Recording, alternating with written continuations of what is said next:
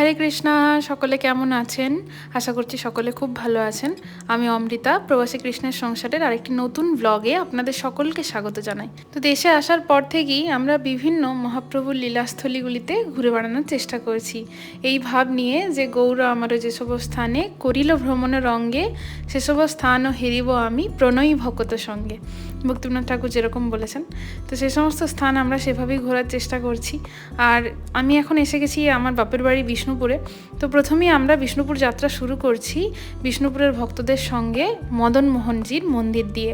তো যারা বিষ্ণুপুরবাসী অথবা যারা বিষ্ণুপুর ঘুরতে আসেন, মদন মোহনজির মন্দির তাদের সকলেরই নিশানায় থাকে, কারণ এটি একটি অত্যন্ত প্রসিদ্ধ মন্দির বিষ্ণুপুরে যতগুলি মন্দির রয়েছে তার মধ্যে। তো এই মদন মোহনজির যে কত মহিমা রয়েছে তা বলে শেষ করার মতো নয়। এই মদন মোহন বিগ্রহ কোনো সাধারণ বিগ্রহ নয়। এই বিগ্রহের যে পোটেন্সি বা যে জাগ্রতা, সেটা সাংঘাতিক স্তরের। তো বিষ্ণুপুরের রাজা বীরহাম্বীর, আমরা সকলেই জানি তিনি একজন বৈষ্ণব রাজা ছিলেন এবং তিনি এই সমস্ত মন্দিরগুলি নির্মাণ করেন। তো রাজা প্রথমেই বৈষ্ণব ছিলেন না। তো অনেক লম্বা গল্প রয়েছে যে রাজা কিভাবে বৈষ্ণবে পরিণত হন। একজন শুদ্ধ বৈষ্ণব শ্রীনিবাস আচার্যের কৃপাতে তিনি শুদ্ধ বৈষ্ণবে পরিণত হন এবং তারপরে তিনি বৈষ্ণবে পরিণত হওয়ার পর তিনি বহু মন্দির নির্মাণ করেন, তার মধ্যে মদনমোহন মন্দির একটি। তো মদনমোহন মন্দির দর্শন করে, পরিক্রমা করে, খানিকক্ষণ ভজন কীর্তন করে আমরা এসে গেছি শ্রীনিবাস আচার্য ঠাকুরের সমাধিতে। তো এই সেই মহান আচার্য, এই সেই মহান শুদ্ধ বৈষ্ণব, মহাপ্রভুর নিত্যলীলার পার্ষদ, তার কৃপাতেই বিষ্ণুপুর ধাম হয়ে উঠেছিল মহামহিম তীর্থ এবং মন্দির নগরী। এতগুলি কৃষ্ণ মন্দির এবং বিশাল বিশাল সন্তরা এখানে এসে ভজন সাধন করেছেন আর বিষ্ণুপুরকে গুপ্ত বৃন্দাবনে পরিণত করেছেন, মহাপ্রভুর নিত্য লীলাভূমিতে পরিণত করেছেন, কৃষ্ণের নিত্য লীলাভূমিতে পরিণত করেছেন। তো এই সেই মহান আচার্যের সমাধি, এই সমাধি মন্দির আমরা পরিক্রমা করছি এবং ভজন কীর্তন করছি।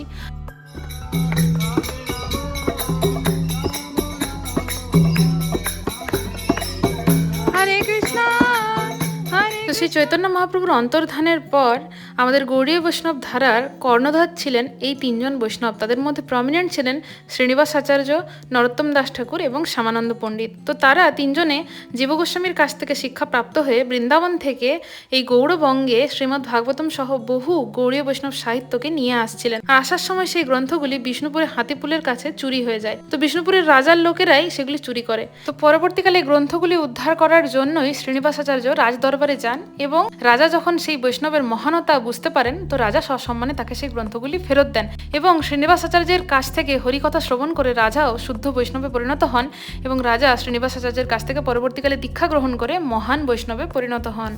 এভাবে ভগবানের একজন মহান শুদ্ধ ভক্ত তিনি বিষ্ণুপুরকে ধামে পরিণত করেন এবং তিনি বছরের অনেকটা সময় বিষ্ণুপুরে কাটাতেন, বিষ্ণুপুরে সাধন ভজন করতেন আর বিষ্ণুপুরে বহু মানুষ তার কাছে দীক্ষা গ্রহণ করেছিল। তো এই সমস্ত বিগ্রহগুলি যেগুলি আপনারা দেখছেন, এটি রাধালাল মন্দিরে রয়েছে। তো এই বিগ্রহগুলির প্রাণ প্রতিষ্ঠা অনেকগুলিরই নিত্যানন্দ প্রভুর পত্নী জাহ্নবা মাতা এবং কিছু কিছু বিগ্রহের প্রাণ প্রতিষ্ঠা শ্রীনিবাস আচার্য স্বয়ং, আর কিছু কিছু বিগ্রহের প্রাণ প্রতিষ্ঠা অভিরাম গোপাল ঠাকুর, যিনি ভগবানের নিত্যলীলায় ভগবানের পার্ষদ এবং গৌরলীলাতে তিনি অভিরাম গোপাল ঠাকুর রূপে অবতীর্ণ হয়ে এসেছেন। তো সেই অভিরাম গোপাল ঠাকুরও কিছু কিছু বিগ্রহের প্রাণ প্রতিষ্ঠা করেন। তো এই সমস্ত বিগ্রহগুলি সাংঘাতিক জাগ্রত, তাই এই সমস্ত বিগ্রহের আনন্দ বিধানের জন্য আমরা একটুখানি ভজন কীর্তন করছি এখানে।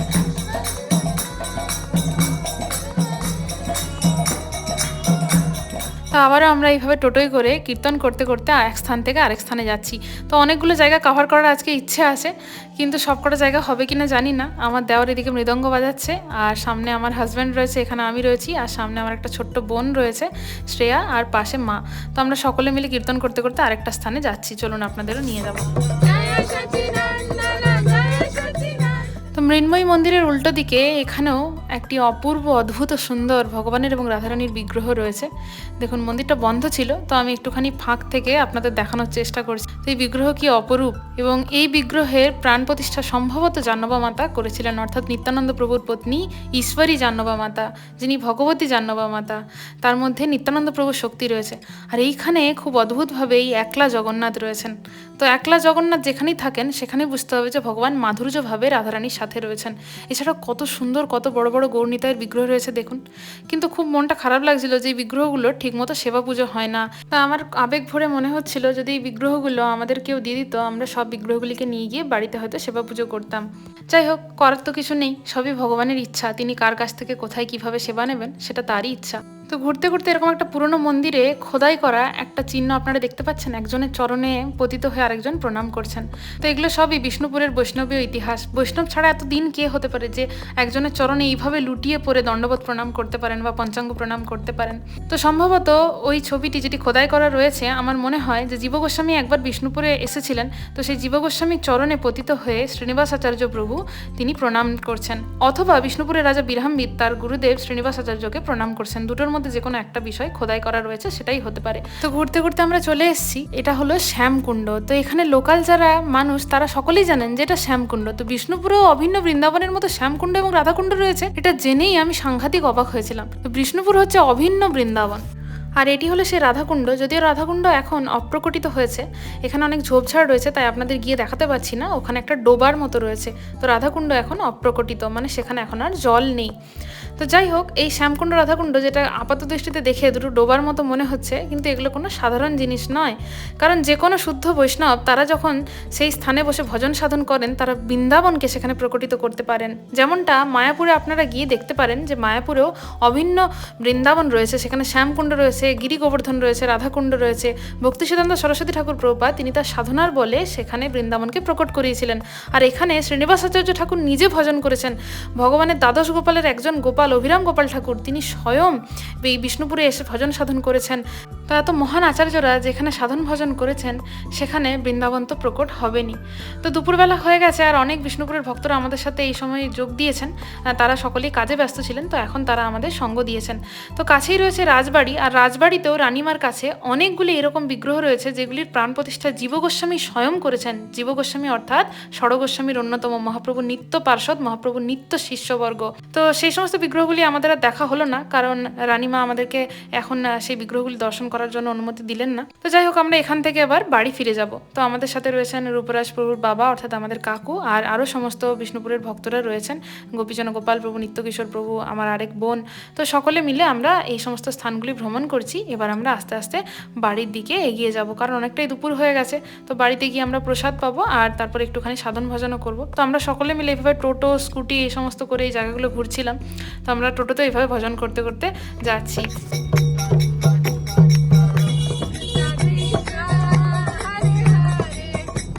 তো এই যে এখানে বৃষ্টি মাতাজি, বুলটি মাতাজি, তারা কত সুন্দর করে আমাদের জন্য কত আয়োজন করে রেখেছেন। তো আমরা এখানে সবাই একসাথে বসে প্রসাদ পাচ্ছি, তারপরে একটুখানি ভজন কীর্তন করব।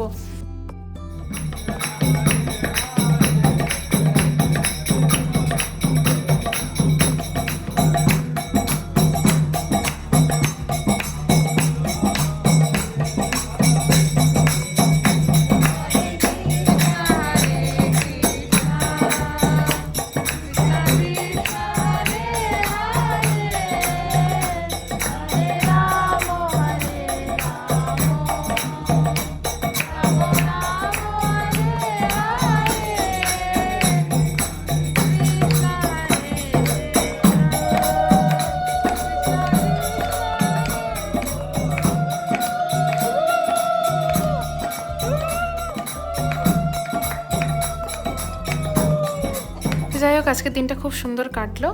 আজকের ব্লগটা এখানেই শেষ করছি। দেখা হচ্ছে নেক্সট ব্লগে। সকলে সুস্থ থাকবেন, ভালো থাকবেন। হরে কৃষ্ণা।